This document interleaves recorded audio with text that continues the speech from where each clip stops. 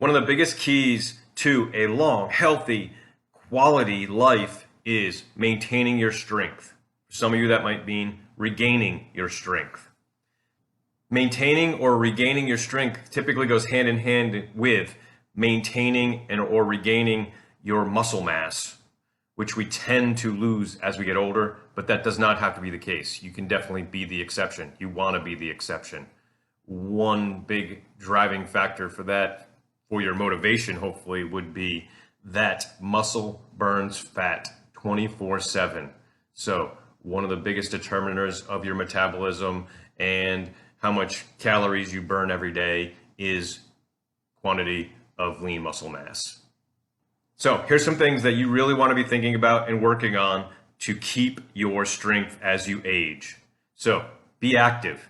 Might sound obvious, but that doesn't just mean exercise. It really means be as active as you can throughout the day, safely, responsibly, but be active. Find things you love. Another thing would be getting plenty of healthy sunshine. So I definitely don't recommend getting sunburn, but I would get as much healthy sunshine as you can short of burning.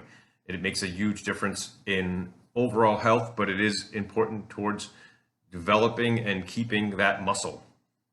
Another one is within a well-balanced diet, getting your protein. So most people don't get enough protein, and especially if you're on a weight loss program, then if you're losing weight and you're not getting enough protein, most likely your body will go after your muscle. And yeah, you'll lose weight, but you'll lose muscle, and that'll make it tougher to, easier to regain the weight and tougher to take it off the next time. So make sure you are getting enough protein.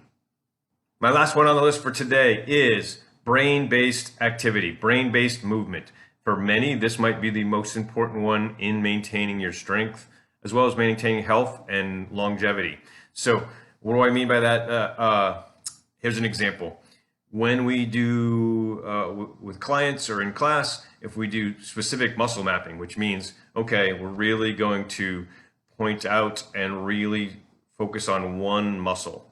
And when I do that with the clients I work with, typically 8 out of 10 of them will say, wow, I don't think I've ever felt that muscle.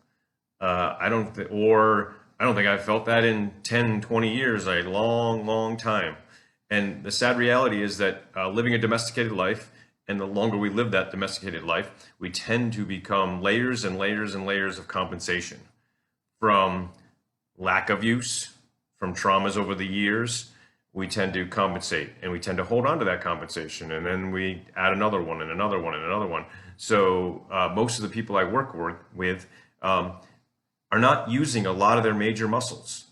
A lot of them have been turned off. A lot of them neurologically from their nervous system, has been turned down. And a common mistake from there when I point those things out is people are like, oh, well, I better go work on that. I better go do some strength training.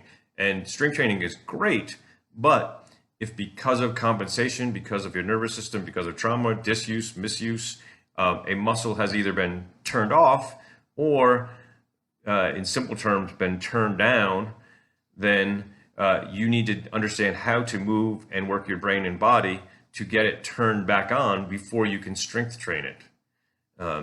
So in going back to that case of common mistake, people, I got to go do strength training. And for most of those people, they've been doing some kind of strength training. I'm like, you've been working out for years, yet that muscle's still not working. You've been working out for years, or whether it's months, years, decades, you've been working out, and that muscle is still only operating at 10% or whatever, whatever it is. So again, you really got to understand how everything works.